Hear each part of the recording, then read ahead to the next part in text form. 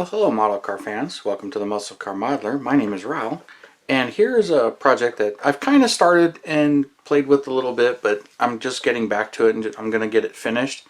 So I figured I would show it to you and show you what's going on. This is the Revell Ford GT number 98 car. That's what the box says. This kit is actually from 1989 was when it was issued, so it's one of the first issues, and it's a Fujimi kit in the box. And there are some issues with this particular version of the kit. It's got the decals for the car in the box, but it's not exactly accurate for the actual race car. But you know, I had to make some notes. The later Fujimi version of this in the Fujimi box has the updated parts to change it, and I added those parts to this one, so I'll show you what I did there. But this particular car, it's Ken Miles and Lloyd Ruby drove it in the first 24 hours of Daytona. And it's like the first time they were driving a Mark II, a 427 car. And it won the race. It pretty much dominated the race. Really wasn't touched on much if you watch the movie Ford versus Ferrari. They really didn't touch on that particular win too much, but it dominated and it won, and it showed that this was a contender. What's also interesting is this particular car. I kind of make some notes, so that's what this is I make notes on. This is the Fujimi box, so if you get the later kit, it'll have the updated stuff. Like you can see the fender bulge here and some of the things to do or change on it. And I made some notes. That was its very first race, and it was the winner. The second race that this chassis was in, on the Fujimi boxes, they give you the chassis number. This is P1015. It won this race. It would have won the 66 Le Mans because it was dominating that race. If you saw the movie, you know what I'm talking about. But they slowed down and it was actually the second place car. So that's this box. You know, this is the exact same chassis. So interesting. There are some differences, like the scoops are on it in this race, the brake ducts, and they're not supposed to be on this car, even though the kit has them. And the funny part in the box art, you don't see it, and then you don't see them right here either. So whoever built this model did the modifications to it, but the actual instructions in here from Revell. And here's Revell's decals. Don't mention it. They show, let's see where the scoop's at. Yeah, they show putting the scoops together and sticking them on the body. They show the gurney bump right here. That's in the kit. And then no fender bulge. And then the normal division right there in the hood. Which your standard Fujimi kit has all of that. So let me just set that aside. So what I did on this one is I did start modifying the body, so you can see that right here. And the molded in red parts, that's from a later kit. I got a number of these Fujimi GT40s. So in the later kit, they give you the parts to add the division here, add this, and then they also, the gas cap is on the opposite side. So I actually dremeled that out and made that by gluing in a piece and then adding a little bit of putty. So, and then this one I just filled it in with putty to move it from the other side. And then I sanded that off. Took out the gurney bump, which isn't on this car, and it actually isn't on the other car either.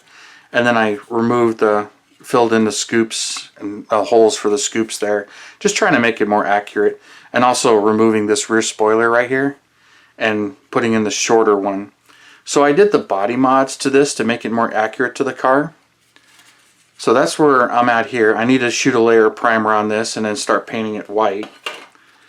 The rest of the kit is right out of the box.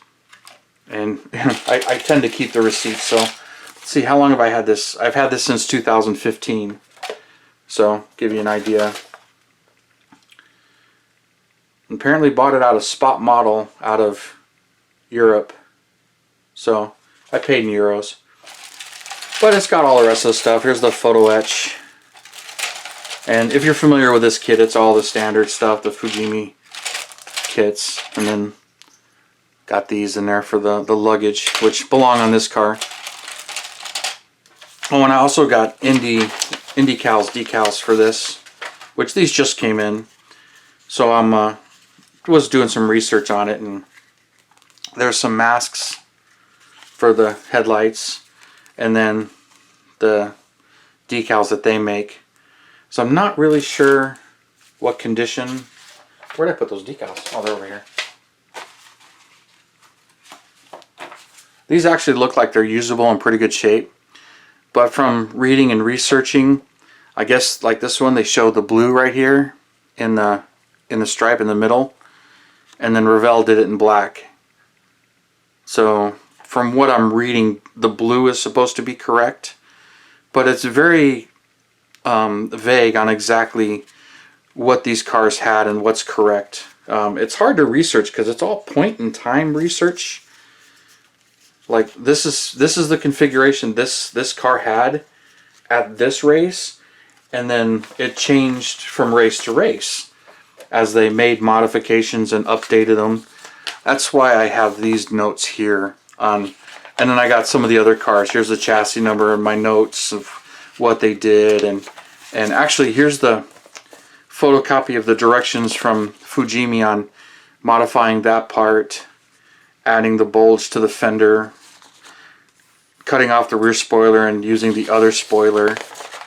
So I kind of made some notes here, cutting it out, adding the gas door to this side instead of this side, and the parts you don't use, which are in here, they're kind of grayed out. It tells you don't use these parts or those parts, because these GT40s, they have a lot of different point in time, but I really like the GT40s and the story. So I've got a bunch of these to do. So I'm kind of rambling on here, but just showing you what I've got and where I'm going, and practicing here. I got some of this stuff is getting there, and I'll get this stuff cleaned up and sanded up, and just getting it all ready, and I'll start painting it and get some primer shot on this body.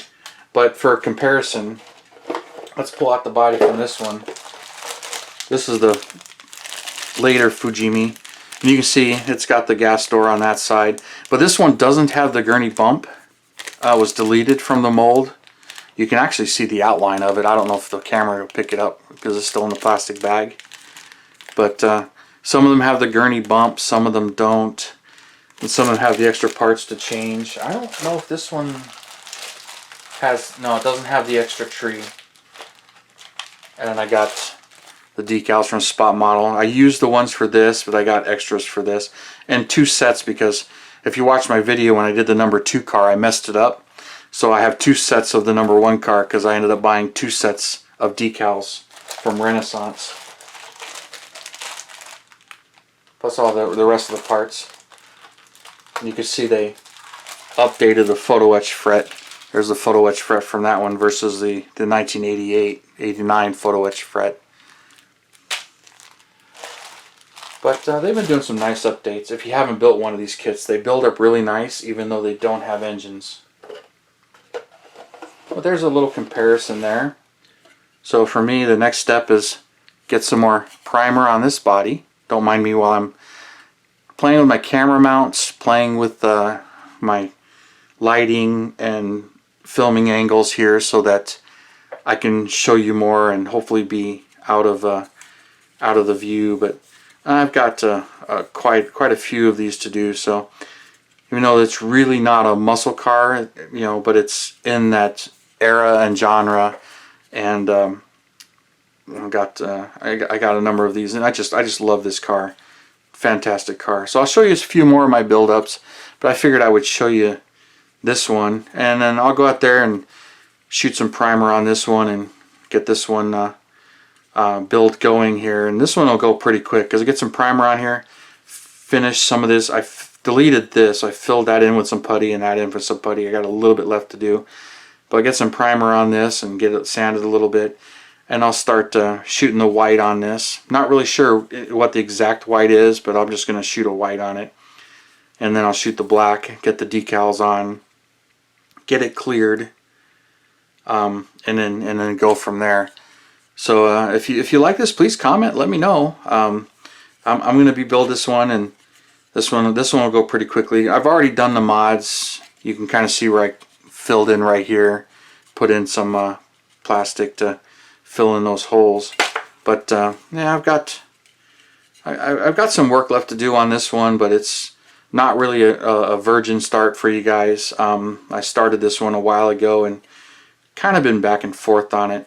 And for some hints on this one, Hobby Time, the website Hobby Time, there's a guy, Classic Racing Resins, I believe is what he calls the resin side. He's got some conversion. He actually sells these parts to convert this, and he's also got some really nice build notes on how to build this car and some of the things to do. So there's some really nice tips there too. And he also does the Roadster, which I bought his resin conversion kit to do one of the Roadsters. So if you like that, I'll show you that build eventually. I want to do one of those Roadsters. Doing a GT40 Roadster has been a dream of mine for a while. And I scored a resin Roadster body, and through talking about that, I met Jerry and got some more Roadsters and learned more about the 5 Roadsters that were made. And the one I really wanted to build was not available, and Hobby Time came out with that one. So I bought that one. So now I've got a number of those to build as well. So I want to get one of those Roadsters done also. But let me know if this interests you, and I will show it to you and the builds as they go. And I want to film more hands-on of me actually building and sanding and painting some of that stuff. If you guys like to see that, because that's what most of the YouTube channels are, is people building that way, and you can kind of see how I do it and what I build. So I want to do more of that on here as well. So please subscribe and follow along and hit that bell button. And please comment, let me know. I mean, yeah, appreciate your input, and I love everybody's comments and watching. And please, and I'm also putting, I plan to do 2 videos every Saturday. So keep watching for that if you haven't noticed that pattern. But thank you for watching and subscribing, and I'll see you guys next Saturday. And you have a wonderful day.